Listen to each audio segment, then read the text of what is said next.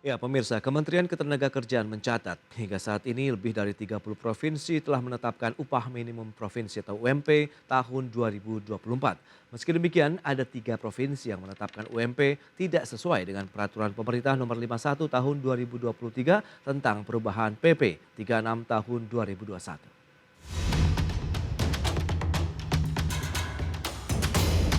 Kementerian Ketenagakerjaan mencatat hingga Selasa malam lebih dari 30 provinsi telah menetapkan upah minimum provinsi atau UMP tahun 2024. Meski demikian, ada 3 provinsi yang menetapkan UMP tidak sesuai dengan peraturan pemerintah nomor 51 tahun 2023 tentang perubahan PP 36 tahun 2021. Menurut Dirjen Pembinaan Hubungan Industrial dan Jaminan Sosial Tenaga Kerja Kemenaker Indah Anggoro Putri, kenaikan tertinggi dalam penetapan UMP mencapai 7,5% atau Rp223.280 dan terendah 1,35% atau Rp35.750. Di mana dalam PP 51 terdapat formula untuk merumuskan kenaikan upah minimum dan indeks yang disimbolkan dalam ALPA yang memiliki rentang 0,1 hingga 0,3. Hal ini diambil pemerintah untuk menyelamatkan dan melindungi pekerja dari upah murah agar tidak masuk dalam kemiskinan. Jadi gini, kita perlu ingat lagi bahwa kebijakan upah minimum itu kan sebenarnya hanya untuk pekerja dengan masa kerja 1 tahun ke bawah. Ya, 1 tahun ke bawah. Tujuannya upah minimum itu adalah untuk menjaga supaya para pekerja yang baru ini, yang masa kerja 1 tahun ke bawah, tidak terjebak dalam kemiskinan karena dibayar upah murah. Nah, karena supaya dia terhindar dari upah murah, maka pemerintah hadir memiliki kebijakan yang dasar regulasinya adalah PP sekarang, PP 51 2023. Pemerintah hadir untuk melindungi, memberikan perlindungan bagi pekerja usia masa kerja 1 tahun ke bawah supaya tidak terjebak upah murah, supaya nggak masuk dalam kemiskinan. Pemerintah berharap kenaikan UMP tahun 2024 ini mampu mendorong daya beli masyarakat sehingga mampu menggerakkan roda perekonomian di wilayah masing-masing. Dari Jakarta, Ade Firmansyah, IDX Channel. Ya, pemirsa, untuk membahas tema menarik kita hari ini, buruh tanggapi besaran kenaikan UMP tahun 2024. Kita sudah tersambung melalui Zoom bersama dengan Ibu Mira Sumirat. Beliau adalah Presiden Asosiasi Serikat Pekerja Indonesia. Selamat pagi, Ibu Mira. Selamat pagi, Mas Pras. Ya, salam sehat, Bu. Alhamdulillah sehat-sehat. Baik, terima kasih. Langsung saja Bu diupdate terkait dengan kondisi dunia ketenagakerjaan begitu dari kacamata Bu Mira, sudah seperti apa saat ini di tanah air? Ya, yang pertama pandemi COVID 2020, COVID-19 kemarin itu di 2020 sampai 2022 lalu telah buat kondisi ekonomi buruh itu ambruk. Belum lagi mereka dampaknya yaitu di PHK massal, kemudian dirumahkan tanpa diupah dan lain sebagainya. Kemudian mereka dihadapkan dengan kenaikan harga BBM di pertengahan tahun 2022, lalu ada Undang-Undang Omnibus Law Cipta Kerja yang notabene menjadikan upah murah bagi para pekerja buruh. Dan kemudian ada kondisi kenaikan harga pangan yang tadi pagi juga saya diupdate gitu ya, dan secara resmi betapa sekarang ini harga beras saja sudah naik sampai 20%. Belum lagi harga kebutuhan pokok yang lain. Untuk itu bagaimana bayangkan betapa sulitnya kehidupan buruh pekerja Indonesia di situasi saat ini. Maka ketika ada penetapan UMP 2024 kemarin, 2023 untuk UMP 2024, sungguh membuat kami kecewa atas hasilnya, gitu Mas Pras. Baik, dan kita tahu kenaikan upah minimum provinsi UMP tahun 2024 ini kan sudah ditetapkan oleh sekitar 28 provinsi hingga saat ini dan besarannya beragam berdasarkan keputusan masing-masing dari pemerintah provinsi. Namun besarannya itu rata-rata ya di kisaran 5% ada atau bahkan yang ada yang mencapai 3,5%. Tepatnya sih di bawah 5% begitu. Anda lihat bagaimana begitu dengan rentang 3,5% dan lainnya masih di bawah 5% secara keseluruhan ini, Bu? Ya, kalau kami melihat tentu tidak sesuai dengan ekspektasi usulan dari para pekerja buruh yang 15% ya. Nah, sesungguhnya angka 15% dari buruh itu kan bukan untuk memperkaya buruh, sama sekali tidak. Kalau kita bicara realistisnya, realistis yang ada bahwasannya sesungguhnya kalau kita mau nih angkanya itu 25% sampai 40% kalau kita sandingkan dengan harga-harga kebutuhan pokok yang sekarang melambung tinggi dan juga inflasi dan pertumbuhan ekonomi. Persoalannya kenapa muncul rata-rata lah ya kalau saya katakan bahwa 5% itu muncul karena menggunakan formula yang sudah ditetapkan di PP 51 2023 di mana elemennya adalah inflasi, pertumbuhan ekonomi, dan juga koefisien tertentu. Nah, di sini nih poin masalah besarnya, ketika kita menentukan yang namanya angka untuk tahun depan, bicara tentang masa depan, tapi indikatornya untuk angka yang dihitung adalah tahun ini, kan nggak fair, nggak adil gitu loh. Jadi seharusnya makanya kenapa pertanyaannya dari kawan-kawan yang lain, kenapa Bu Mira muncul angka 15% dari mana gitu ya? Kami menggunakan, pastinya akan berbeda dan kami lebih fair kalau menurut kami. Kenapa saya katakan lebih fair? Karena misalnya kami menggunakan inflasi yang angka sekarang dengan proyeksi inflasi tahun depan gitu loh. Kemudian pertumbuhan ekonomi kami pakai. Pertumbuhan ekonomi yang sekarang tahun ini dengan proyeksi pertumbuhan ekonomi yang tahun depan. Lalu ada yang namanya variabel lagi 64 item komponen hidup layak atau KHL. Ini lebih fair. Bagaimana kebutuhan biaya sewa kontrakan atau rumahnya si buruh, lalu biaya makannya, lalu biaya kesehatan pendidikannya, lalu biaya yang namanya pakaian, sandang, papan, dan sebagainya. Itu ada tuh tercover di 64 item komponen hidup layak. Sehingga kalau menurut kami lebih fair tadi dan berkeadilan. Dan kalau dari sisi pemerintah nggak fair karena menghitung angka tahun depan, tapi indikator perhitungan angkanya tahun sekarang itu nggak bakal ketemu. Padahal tahun 2024 nanti dipastikan akan ada kenaikan harga BBM. Jadi kalau misalnya sekarang naiknya ada, saya nggak katakan yang lebih rendah 35.000. Buat apa 35.000? Buat saya nggak bersyukur ya. Tetapi angka itu ketika kita masukkan dalam kebutuhan hidup buruh tuh minus jatuhnya gitu, karena di depan mata nanti sudah ada kenaikan listrik, kenaikan harga BBM, dan sekarang kita dihadapkan dengan kenaikan harga pangan yang sudah sangat tinggi dan terlanjur kadang malah tidak terkendali. Baik, dari sisi inflasi kita akan cermati kemudian pertumbuhan ekonomi dan variabel. Ada 3 item sebenarnya yang diramu begitu ya untuk menentukan UMP tahun 2024. Menurut Anda ini sudah cukup ideal atau tidak? Mengingat Anda katakan memang tidak sesuai dengan ekspektasi, tapi dengan kondisi tekanan ekonomi ataupun aktivitas ekonomi yang begitu beberapa sektor juga masih tertati-tati, Anda melihat apakah ini sudah tepat kalau kita bicara mengenai kenaikan 15%, sementara masih kita harus menyesuaikan juga dengan kemampuan perusahaan ataupun industri ini? Ya, kalau menurut saya, kalau satu saya ambil menilai dari 2 sisi ya. Satu, kalau dari sisi pemerintah mengeluarkan formula di PP 51 2023, saya melihat gimana coba angka dari mereka gitu ya, angka inflasi pertumbuhan ekonomi. Cuman ada satu variabel yaitu koefisien nilai tertentu yang mereka juga membatasi 0,1 sampai 0,3. Artinya kan pernah juga itu namanya angka itu di atas angka 7% karena ada pembatasan itu. Dan banyak sekali, mohon maaf ya, orang Kementerian Tenaga Kerja saja pemerintah awalnya itu nggak paham gitu ya terkait dengan koefisien nilai tertentu, karena itu kan dari formula yang diberikan dari para akademisi ya yang di Kementerian Tenaga Kerja. Nah ini juga nggak, saya bilang tadi nggak fair lah kalau untuk menghitung secara real angka kebutuhan.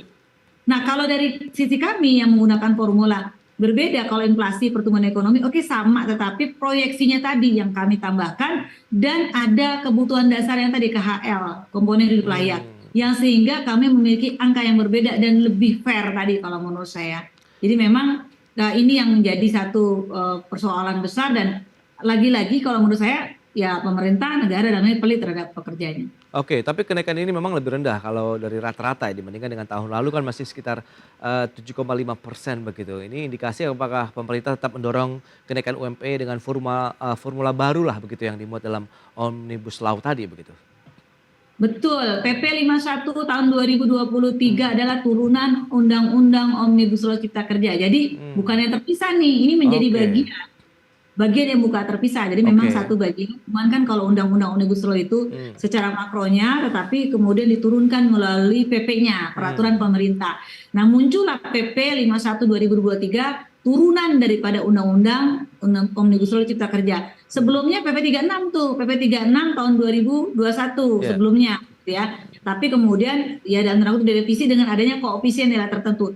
Tapi kalau dilihat sama saja sih kalau bicara tentang ketika diimplementasikan ke angka, itu hasilnya sungguh-sungguh belum ada kelayakan sama sekali dan sangat-sangat minim. Nah, langkah yang sudah dan akan ditempuh begitu untuk menyikapi kenaikan UMP yang di atas 5% ini, langkah dan konsolidasi apa yang begitu akan dilakukan? Tahan dulu jawabannya, Bu Mira, kita akan jeda sebentar ya. Dan pemirsa, pastikan Anda masih bersama kami.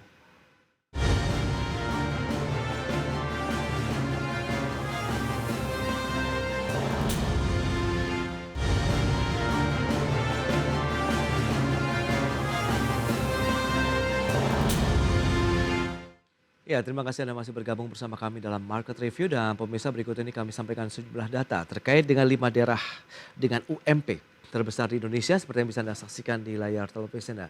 Wilayah DKI Jakarta menempati posisi pertama, Rp5.067.381 atau naik sekitar 3,38%. Menyusul ada Bangka Belitung 3,6 juta, naik 4,04%. Sulawesi Utara 3,5 juta, naik 1,67%. Kemudian Aceh 3,46 juta, naik 1,38%. Dan Sumatera Selatan juga mengalami kenaikan 3,45 juta, naiknya 1,55%.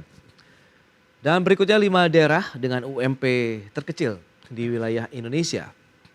Ada Jawa Tengah, pemirsa, 2,03 juta. Naiknya memang cukup besar karena juga nilai sebelumnya masih cukup kecil ya, naiknya 4,02%. Kemudian Jawa Barat menjadi 2,05 juta, naik 3,57%. Kemudian Yogyakarta menjadi 2,12 juta, naik 7,27%. Kemudian Jawa Timur naik 6,13% menjadi 2,16 juta rupiah. Kemudian Nusa Tenggara Timur 2,18 juta rupiah, naik 2,96%. Itu dia beberapa daerah yang sudah ditetapkan UMP-nya. Kita akan lanjutkan kembali perbincangan bersama dengan Ibu Mira Sumirat. Baik, Ibu Mira, kita akan lanjutkan kembali. Data tadi sudah disampaikan.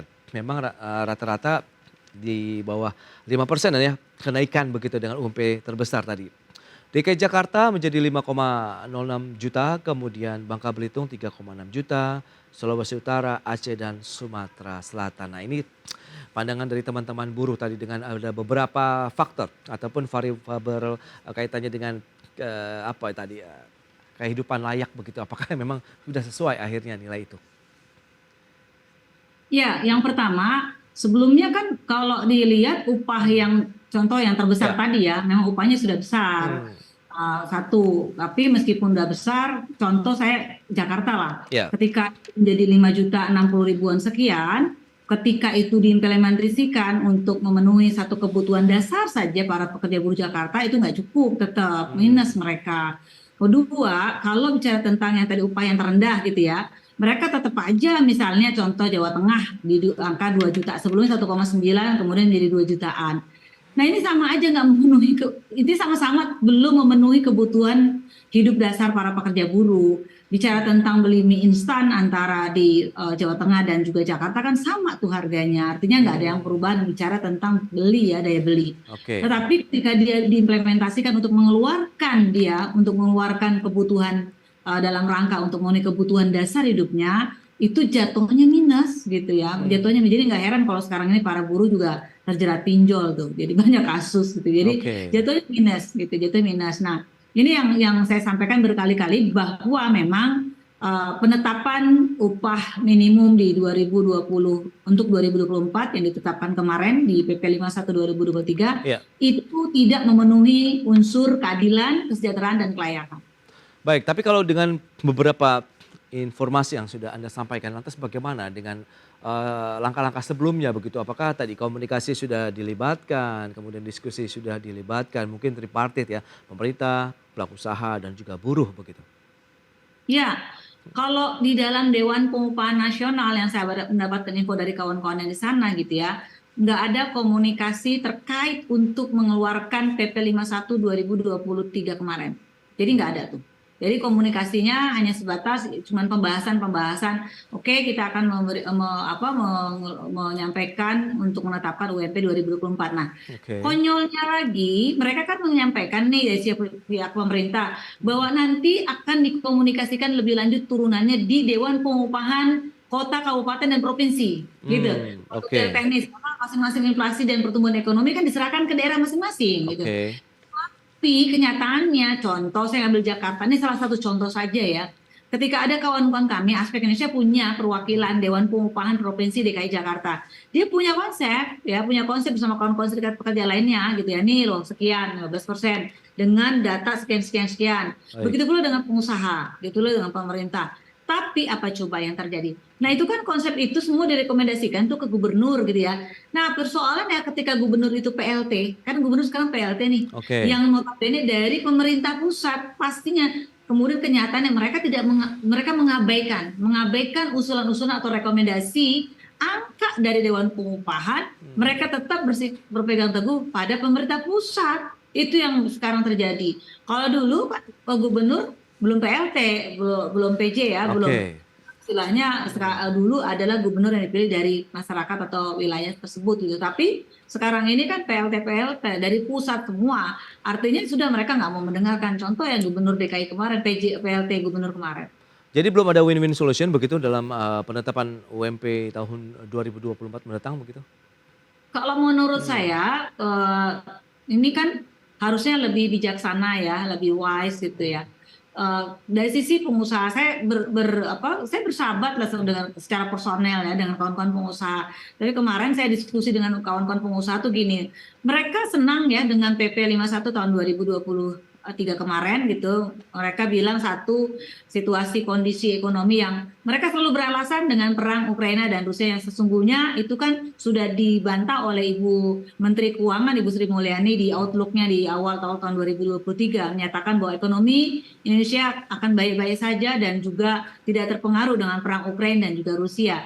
Yang parahnya lagi, pengusaha-pengusaha menyambungin selain perang Ukraina dan Rusia, menyambungkan perang Palestina dan Israel. Ini juga aduh konyol banget kalau menurut saya. Itu di depan saya gitu kok. Bu, ini ada perang Palestina dan Israel, apa hubungannya? Saya bilang gitu. Jadi mereka seperti itu di tengah-tengah dua perang itu, mereka bilang mereka cukup apresiasi kepada pemerintah terkait PP 51 2024. Nah, persoalannya lagi sekarang ini Mas, karena pemerintah belum bisa hadir untuk memenuhi kebutuhan dasar para rakyatnya ini, bukan seolah-olah sih, persoalan upah ini kan dilempar terus kan antara pekerja dengan pengusaha.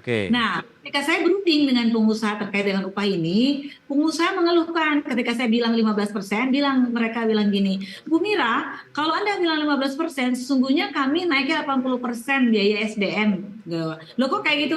Karena kan akan naik juga biaya yang namanya pajak mereka, BPJS Kesehatan, BPJS Ketenagakerjaan, kemudian juga THR dan lain sebagainya kata dia gitu. Nah, yang kayak gini-gini saya sorotin bahwasannya negara nggak boleh kayak gini, makanya penuhi dasar dulu Mas Pras. Jadi kalau mau ketika kesehatan masyarakat rakyatnya gratis, pendidikannya gratis, kemudian juga turunkan harga kebutuhan turun aja, maka kita bicara tentang negosiasi upah dengan pengusaha itu enak, tinggal pemerintah bikin aja standarnya seperti apa gitu loh. Gitu.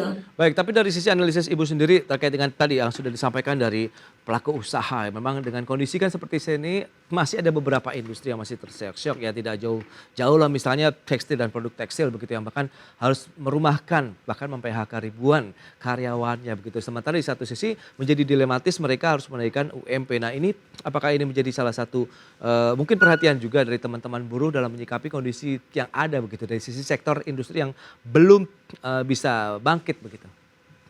Oke, saya langsung ke pokok ke sektor tertentu ya, sektor tekstil, sektor alas kaki gitu ya. Ini aja karena kalau saya lihat di Aspek Indonesia itu sektor telekomunikasi, perbankan, kemudian commerce dan retail itu bagus. Dari yang rugi bagus. Tapi ketika kita nyortin satu sektor, kita harus taruh juga sektor misalnya padat karya dalam tekstil.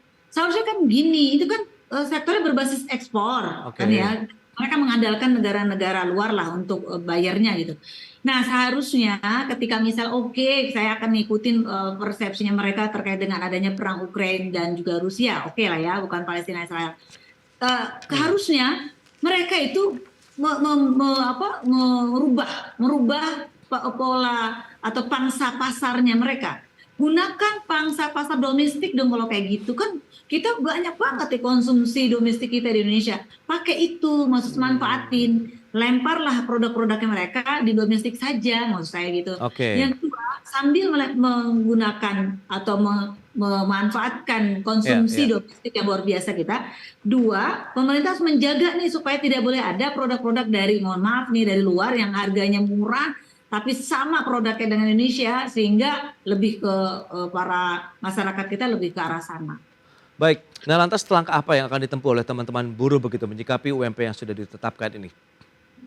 Ya, yang pertama, saya sebelum ke sana jawabnya saya hanya minta kepada pemerintah, perspektif pemerintah bahwa investasi bisa mendongkrak ekonomi negara itu saya minta itu direvisi. Karena apa? Karena investasi yang masuk kan juga lebih banyak ke sektor jasa keuangan, kalaupun ada sektor lapangan pekerjaan itu sangat minim. Contoh, ada memang investasi pertambangan ya, tapi kan mereka membawa manusianya juga, tenaga kerjanya dari sana, namanya tenaga project. Nah, kalau bicara tentang padat karya juga mereka minim nih investasinya ke sini. Nah, saya minta perspektif pemerintah bahwa investasi akan mendongkrak ekonomi negara itu tolong direvisi menjadi ekonomi negara menjadi tinggi kalau upah buruhnya dinaikin tinggi gitu loh. Kalau upah buruhnya dinaikin tinggi maka daya beli masyarakat kan akan tinggi dan artinya produksi barang dan jasa yang dihasilkan akan terserap dengan baik. Itu yang pertama.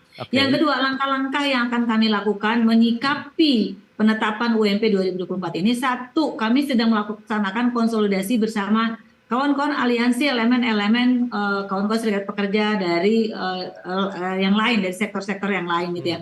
Dan sudah ada 2 kali pertemuan, memang baru wacana bahwa di sana akan melakukan mogok nasional gitu ya, lalu aksi menginap sampai 3 hari gitu ya. Kemudian ini wacana ya, ini baru wacana.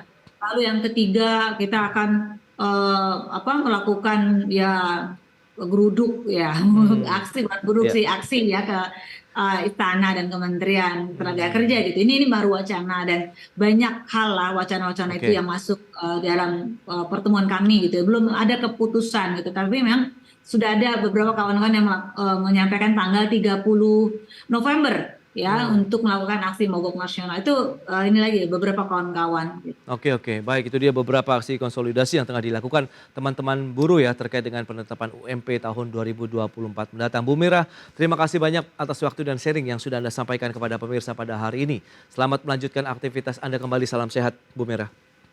Salam sehat, terima kasih.